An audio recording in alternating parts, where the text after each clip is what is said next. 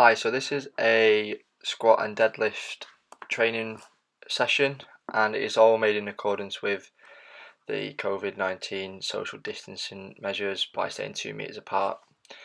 We're going to be looking at the techniques and some coaching tips alongside it. Okay, so for the warm-up we're going to do a minute of skipping, then some activation work and then some stretching. Whenever you're ready you can go. Then we've got a minute skipping. Good. Keep going, doesn't matter.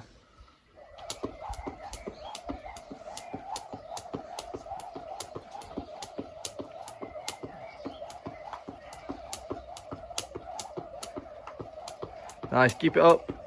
Keep going, 30 seconds left. And again, carry on.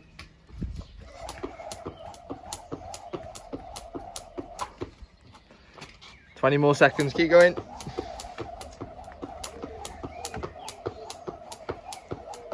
15. 10. Last one, last little bit. Cool. And stop there, nice. Right, so we're going to go into some activation work now. So we're going to go into bodyweight squats and then into glute bridges. 10 of each whenever you're ready. Nice. Cool, keep going.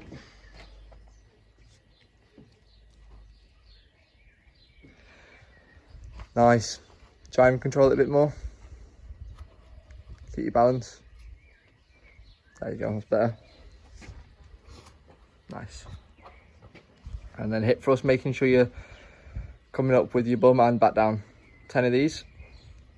Squeezing up at the top with your bum. Nice. And after 10 of these, you're going to go into on your heels, which will target your hamstrings a bit more.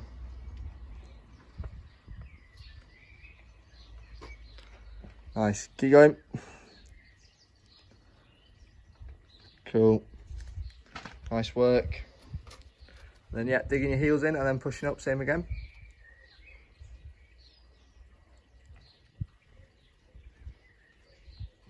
Nice. Keep going. So what this is doing, this is targeting your hamstrings a bit more rather than your glutes, which is what we need for the deadlifts. Keep going. Still squeezing at the top.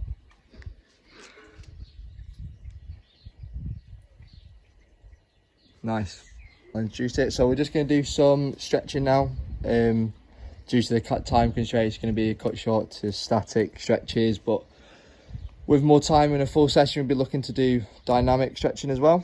But we're going to focus on the hamstrings, quadriceps, and glutes for this one. Whenever you're ready, you can go. We'll start off with hamstring. Yeah. Making sure your foot's nice and flat on the floor. There we go. We'll hold it for 10 seconds, then we're going to come up. Nice. So then a good stretch on that. Cool. And up, and we'll go for the other leg. We'll go for it twice, okay?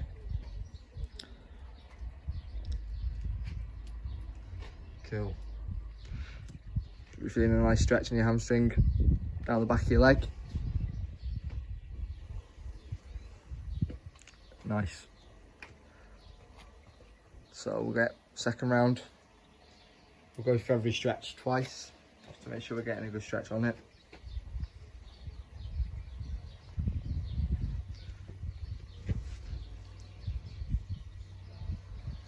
Cool, keep at it.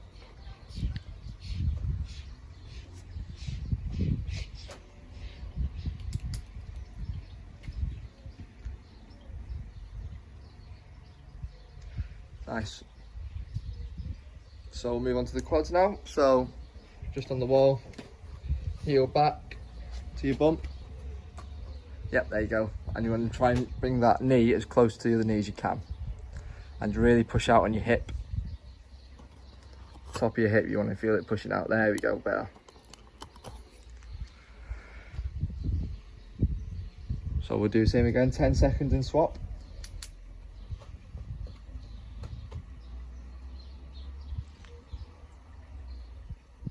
That's nice, much better there.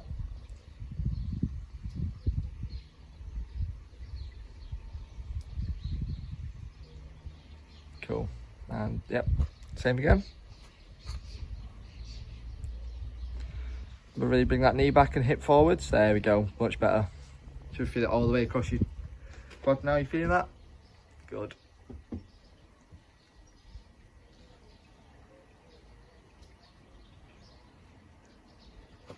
Last one.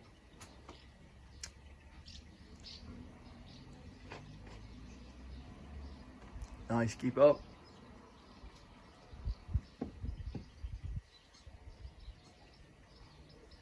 Cool, we'll just do some glute stretching now. So into a pigeon stretch. So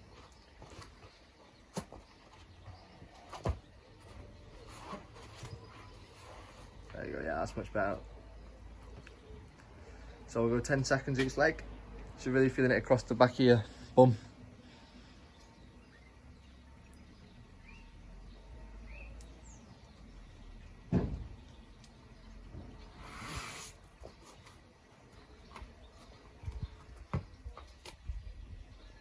Cool.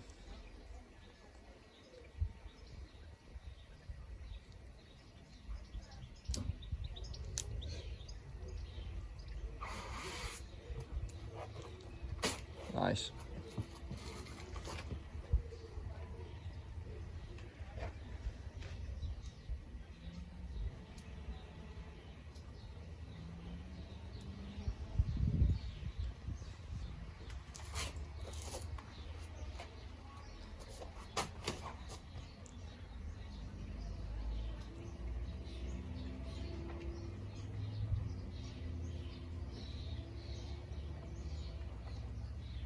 Brilliant, cool.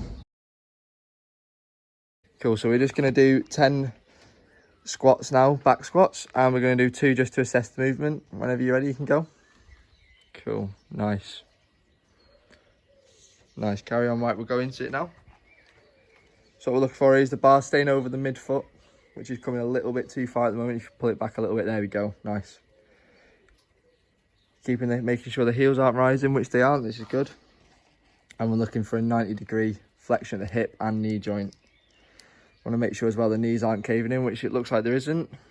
And keeping that core nice and engaged. There you go, trying to keep your balance. Nice. Remember to engage that core a bit more. There you go, better. Cool. And you see that bar's coming over the midfoot. In between the sets, we focused on some coaching points. The main one being keeping the bar over the midfoot on the squat. This helps keep the balance of the individual. Another one we looked at is keeping the knees wide apart, so preventing the caving in knee valgus. It's not present in this client, but sometimes ankle range of motion can be limited, so you often find the heels coming off of the floor, which you can sort of see towards the end range. To tackle this, you can use plates underneath to help aid the range of motion. Finally, we looked at bracing the core. This helps provide a nice strong base for the movement. Cool, so we're going to go for another set of 10. Try and maintain your balance a bit more by trying to keep the bar nice and level. Whenever you're ready, you can go. Nice. It's a good depth. 3, 4, try and sit into it a little bit more. 5, there we go. 6, 7, 8, 9, and 10. Good effort, nice. There's a number of ways we can look to progress the squat, and the main way and the most obvious way is to increase the weight. You can do this using specialist equipment in the gym, so just adding the weight. But if a client is struggling with the squat, you can regress it by reducing the weight, obviously. You can use other items such as a dumbbell or a kettlebell. And also, if you're working in early stages of rehab, you could look at ball squats on the wall, so you're reducing the range of motion at the knee. Cool, so we're just going to move on to some deadlifts now. We're going to do 2 just to assess the movement, and then we'll go into a set of 10. Whenever you're ready. Cool. Right, so straight away you need to try and pull the bar over your midfoot. So where your shoelaces are, if you drop it down, drop the bar down. So you want the bar to come overweight exactly where your shoelaces are and making sure it's nice and close to you. And then we'll see how that is. So we'll go for 10. Nice. Good. Try and pull it in a bit more over your shoelaces. That's better. Cool, we're looking to keep a nice straight back as well. Good, trying to keep that core nice and engaged. Keeping the shoulders pushed back and chest up, nice, there we go. Keep going. Nice.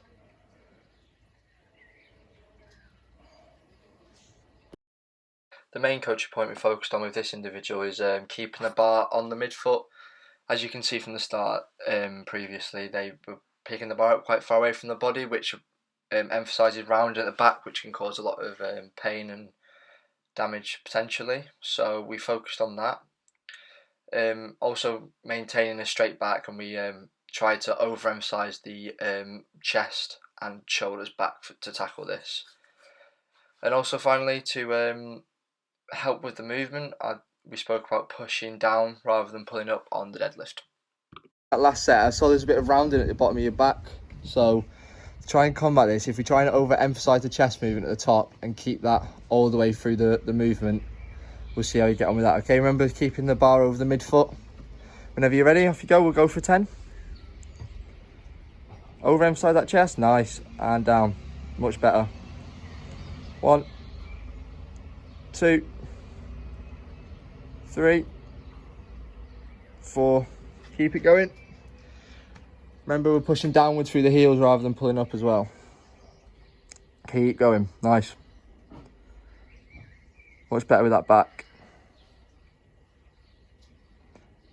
Nice.